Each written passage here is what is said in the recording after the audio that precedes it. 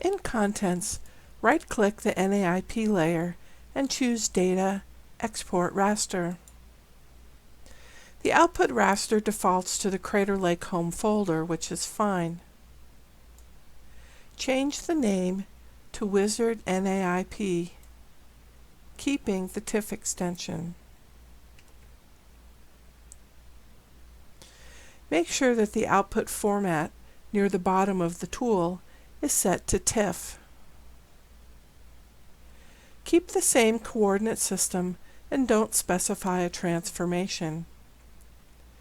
If needed, make the Export Raster pane a floating window so it doesn't diminish the display extent.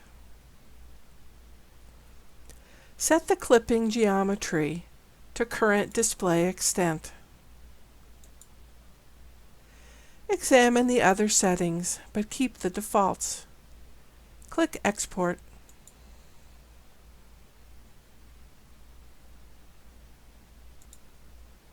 Close the Export Raster window and remove the original NAIP image service.